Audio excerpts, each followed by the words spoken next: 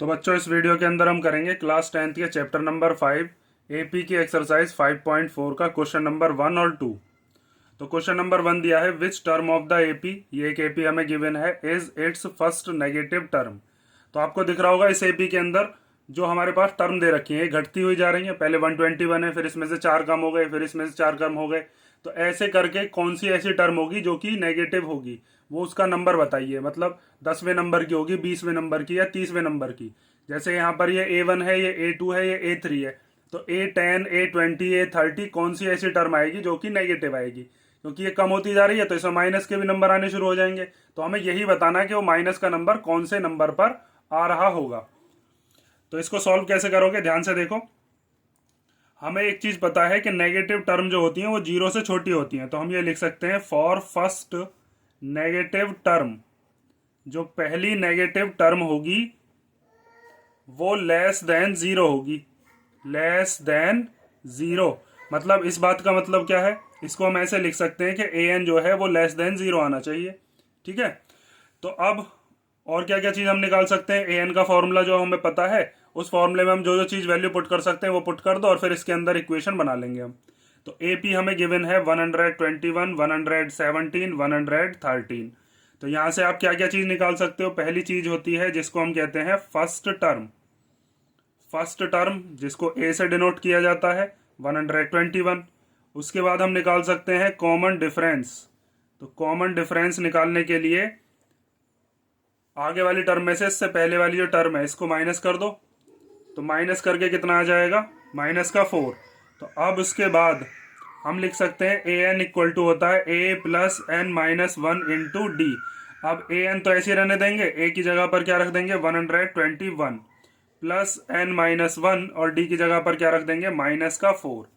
अब इस माइनस के 4 के अंदर मल्टीप्लाई करो, क्योंकि ना तो हमें n पता लेकिन an की इतनी पता है कि वो 0 से छोटा आएगा। तो an इक्वल टू हो जाएगा 121 माइनस 4 की जब n में मल्टीप्लीकेशन करोगे तो कितना हो जाएगा -4n। -4 की जब 1 में मल्टीप्लीकेशन करेंगे तो प्लस का 4। इसकी दोनों में मल्टीप्लाई होती है ना। अब प्लस अंदर जाएगा तो साइन तो चेंज कर नहीं सकता, तो ये आ जाएगा 121 माइनस 4n प्लस 4। 121 और 4 प्लस हो सकते हैं क्योंकि ये दोनों कांस्टेंट टर्म्स हैं, तो इन दोनों को प्लस कर लेंगे तो 125 आ जाएगा और माइनस में कितना है 4n।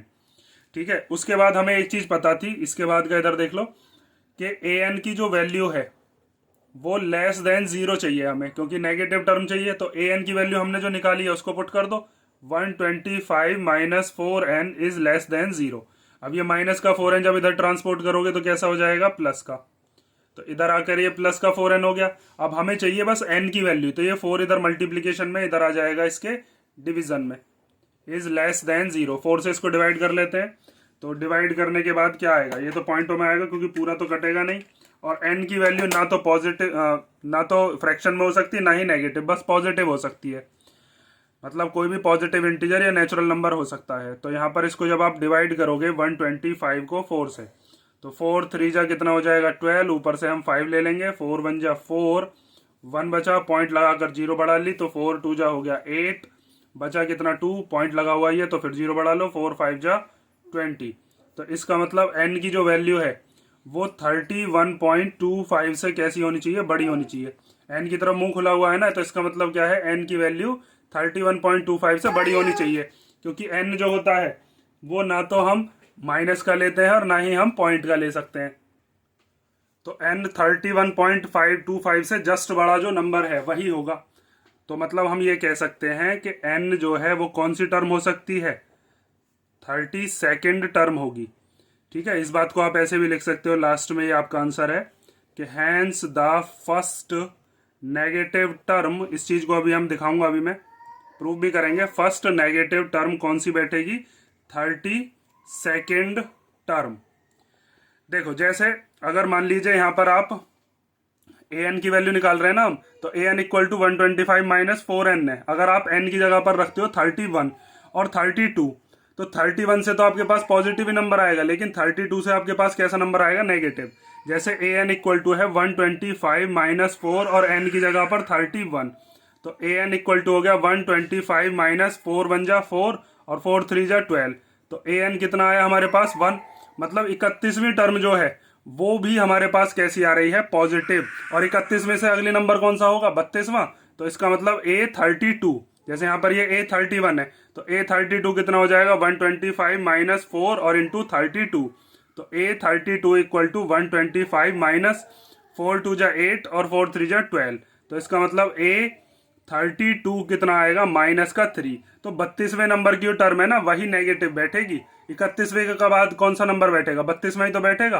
तो इसीलिए 32nd टर्म जो है वो 31.25 से जस्ट बड़ी लेनी है, क्योंकि एन तो हम इतने सारी तीनों एक्सरसाइज में करा भी है।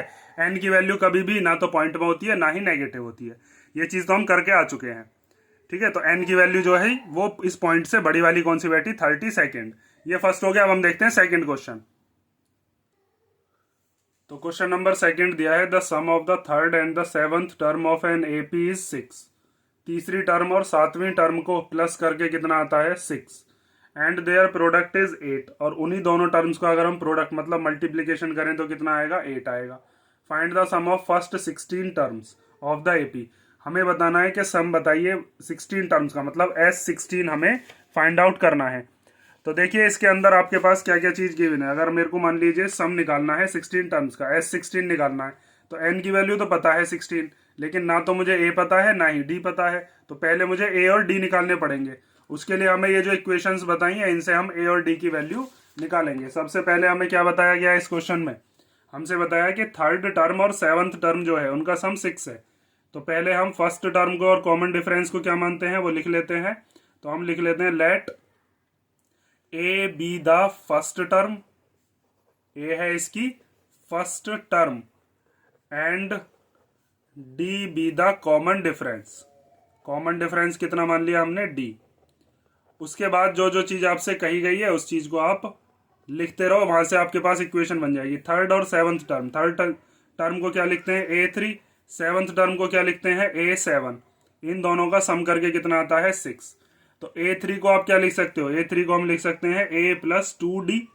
और A7 को क्या लिख सकते हैं, A प्लस 6D और इक्वल टू में 6। ये चीज पता है ना कैसे आई, ये चीज मैंने आपको कई सारे क्वेश्चन में बता रखी है, पीछे से करते हुए आए होगे। an इक्वल टू होता है A plus n minus 1 into d. तो यहाँ पर A3 अगर हम निकाल रहे हैं तो A3 कितना हो जाएगा, A3 equal to A plus n की जगह पर आ जाता है 3, और 3 माइनस 1 कितना हो गया, 2। 2 की मल्टीप्लाई डी में करेंगे तो 2D। ऐसे अगर A7 निकालना है तो यहाँ पर A7 equal to A plus 7 minus 1 into d. तो 7 में से 1 गया तो कितना आएगा, 6D। तो इस तरीके से हम इसको डायरेक्ट लिख लेते हैं। 5.2 में खूब अच्छे से किया है आपने ये चीज। तो यहाँ पर A और A कितना हो जाएगा, 2A, और 2D और 6D कितना हो जाएगा, 8D इक्वल टू में कितना है, 6। यहाँ से आप 2 कॉमन ले सकते हो इन दोनों में से। तो 2 कॉमन लेने के बाद यहाँ पर बचेगा A और यहाँ पर क्या बचेगा, 4D और इक्वल टू में 6। ये 2 इधर मल्टीप्लीकेशन में इस ब्रैकेट के इधर आ जाएगा डिवाइड में। तो A plus 4D equal to 6 upon 2। 2 से इसको कैंसिल कर देंगे तो ये आ गया A plus 4D equal to 3। ठीक है, ये हमारे पास जितना हम सॉल्व कर सकते थे पहली वाली लाइन से वो हमने कर दिया।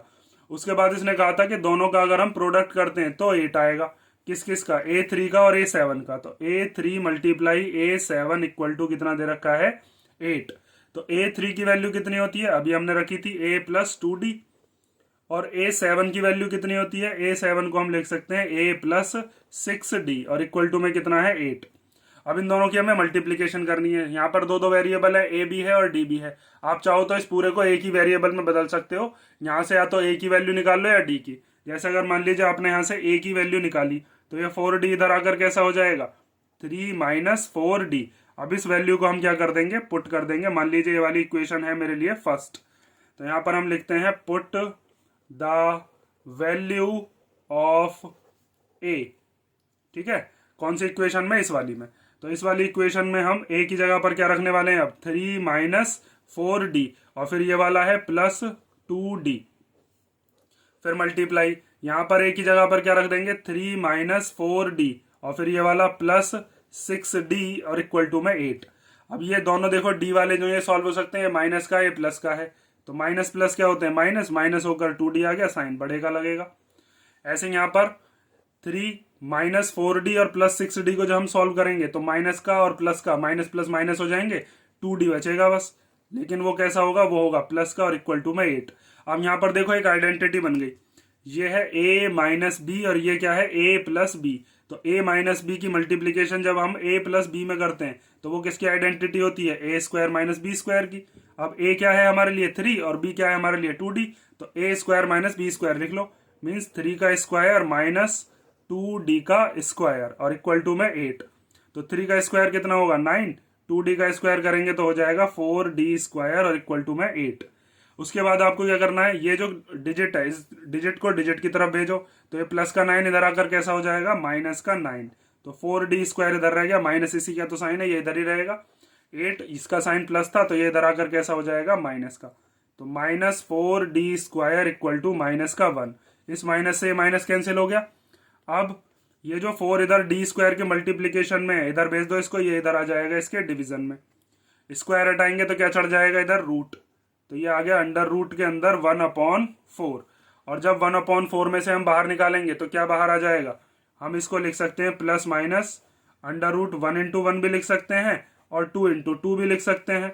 तो ये क्या हो जाएगा प्लस माइनस 1/2। मतलब d की जो वैल्यू है वो प्लस का 1/2 भी हो सकती है और माइनस का 1/2 भी, दोनों लेते हैं जब हम रूट के बाहर निकालते हैं वैल्यू। ठीक है, ये चीज मैंने आपको कई बार बता रखी है कि अगर मान लीजिए रूट के अंदर आपके पास दे रखा है 4, तो आपको ये चीज पता नहीं होती है कि ये 4 कौन सा वाला है। ये हो सकता है -2 मल्टीप्लाई -2 हो, भाई -2 की -2 मल्टीप्लाई करेंगे तब भी प्लस का ही 4 आएगा। और अगर हम मान लीजिए ऐसे लिख देते हैं 2 इंटू 2 तब भी 4 आएगा। तो ये 4 कौन सा वाला है, माइनस के 2 वाला है या प्लस के 2 वाला है, हमें पता नहीं होता। इसीलिए हम प्लस माइनस दोनों चीज लगाकर चलते हैं कि ये जो डी की वैल्यू आई है ये पॉजिटिव नेगेटिव दोनों डी से आ सकती है। अगर मान लीजिए यहीं पर एज वाला क्वेश्चन होता या डिस्टेंस वाला क्वेश्चन होता तो हम एक वैल्यू को नेग्लेक्ट कर देते, लेकिन डिफरेंस तो कैसा भी हो सकता है ना एपी के अंदर, नेगेटिव भी पॉजिटिव भी, तो हम दोनों ही वैल्यूज को लेकर चलेंगे। ये आ गई आपके पास डी की वैल्यू। अब ए की वैल्यू और निकालेंगे हम इन्हीं दोनों डी से कि when d equal to plus का 1/2, जब डी प्लस का 1/2 होगा तो ए की वैल्यू क्या होगी, तो उस टाइम पर ए की वैल्यू होगी 3 माइनस 4d थी ना, तो ए इक्वल टू 3 माइनस 4 और डी की जगह पर क्या रख देंगे, ये प्लस का है। ठीक है, तो यहां पर रख देंगे हम प्लस का 1/2। तो यहां पर कितना हो जाएगा ए इक्वल टू 3 माइनस 4 बन जा 4 और अपॉन में 2, 2 से 4 कट गया 2 बार, तो ए इक्वल टू आ गया 3 में से 2 गया तो 1। अगर डी की वैल्यू प्लस का 1/2 है तो ए की वैल्यू कितनी है 1, मतलब पहली टर्म कितनी है 1। और अगर डी की वैल्यू कितनी है माइनस का 1/2 तो तब ए की वैल्यू कितनी है वो और निकाल लेते हैं। तब ए इक्वल टू क्या होगा 3 माइनस 4d में इस बार डी की वैल्यू क्या रख देंगे माइनस का 1/2। ठीक है, अब आगे देखो, तो ए इक्वल टू हो जाएगा 3 माइनस माइनस क्या हो जाएंगे प्लस और 4 बन जा 4 और अपॉन में 2, 2 से ये 4 कैंसिल हो गया कितनी बार 2 बार, तो 3 और 2 कितना आ गया 5। ठीक है, तो इसका मतलब जब हम d की वैल्यू प्लस का 1/2 रखेंगे तो a की वैल्यू 1 आएगी और जब d की वैल्यू माइनस 1/2 रखेंगे तो a की वैल्यू 5 आएगी। तो यहाँ पर हमारे पास दो d हैं और दो a हैं।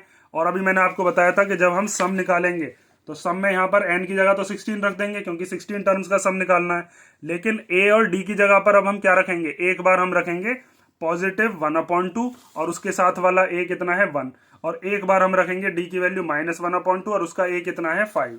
मतलब यहां पर सम भी कितने निकल के आएंगे 2 आएंगे। अब आगे देखो, अब हम निकालते हैं S16। Now S16 equal to कितना होगा n/2 2a plus n minus 1 into D. और ये वाला हम कब निकाल रहे हैं, जब a की वैल्यू कितनी है, a की वैल्यू है 1 और d की वैल्यू कितनी है, d की वैल्यू है 1/2। ठीक है, तो यहाँ पर S16 इक्वल टू हो जाएगा n की जगह पर 16 अपॉन में 2, फिर 2 इंटू a की जगह पर क्या रख देंगे 1 प्लस n की जगह पर क्या आ गया 16 फिर -1 और d की जगह पर क्या रख देंगे 1/2। अब इसको सॉल्व कर लेते हैं, 2 से ये 16 कैंसिल हो जाएगा कितनी बार 8 बार, तो S16 इक्वल टू आ गया 8, 2 बन जा कितना हो गया 2 प्लस और 16 में से 1 गया तो 15 मल्टीप्लाई 1/2। अब आगे देखिए S16 इक्वल टू 8, 2 प्लस 15/2, इस 2 की इधर मल्टीप्लीकेशन हो जाएगी जब एलसीएम लोगे, तो S16 इक्वल टू आ गया 8 और 2 2 जा हो गया 4 प्लस 15 और अपॉन में 2, इस 2 से 8 कैंसिल हो गया 4 बार, तो S16 इक्वल टू आ गया 4 और 15 और 4 कितने होते हैं 19, और 19 4 जा कितना होता है 76 ही होता है ना। 9 4 जा 36 का 6 कैरी 3 4 1 जा 4 और 3, हाँ ठीक है। और अब हम निकालेंगे S16 जब a की वैल्यू कितनी हो, जब a की वैल्यू होगी 5 और d की वैल्यू होगी -1/2। तो यहां पर हम निकाल रहे हैं S16 जिसकी वैल्यू क्या है n/2 2a plus n-1 into D. और ये हम कब की निकालेंगे, जब a की वैल्यू क्या हो, वैन a इक्वल टू है 5 और d इक्वल टू कितना है -1/2। तो S16 इक्वल टू n की जगह पर 16/2, 2 इंटू ए की जगह पर आ गया 5 प्लस 16 -1 और d की जगह पर क्या रख देंगे -1/2। अब आगे देखो 2 से ये 16 कैंसिल हो गया 8 बार, तो S16 इक्वल टू 8, 2 5 जा 10 प्लस और ये हो गया 15 मल्टीप्लाई -1/2। अब 15 1 जा 15 हो जाएंगे और ये प्लस माइनस कितना हो जाएगा यहाँ पर माइनस, तो 8 बाहर है 10 प्लस माइनस माइनस 15/2। अब इस 2 की मल्टीप्लाई इधर हो जाएगी, जब एलसीएम लोगे तो 2 10 जा कितना हो जाएगा 2 10 जा हो जाएगा 20, और 20 -15 फिर अपॉन में 2। अब इस 2 से ये 8 कट जाएगा 4 बार और 20 में से 15 को माइनस कर देंगे तो कितना आ जाएगा 5, तो 4 5 जा कितना आ गया 20। मतलब हमारे पास 2 सम आए हैं, 2 ही ए आए थे और 2 ही डी आए थे। ये हो गया आपका क्वेश्चन नंबर 2।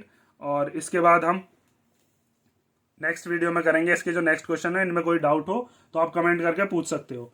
बस लास्ट में आपको ये चीज लिख देनी है कि देयरफॉर द सम कितना होगा, यहां पर लास्ट में लिख दोगे जो चीज क्वेश्चन में पूछी गई थी, the sum of the first 16 terms.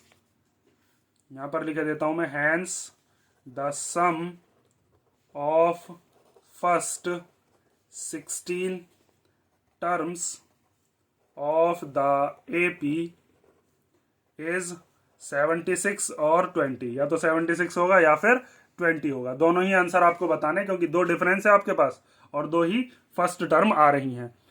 ठीक है, नेक्स्ट वीडियो में मिलते हैं, चलो।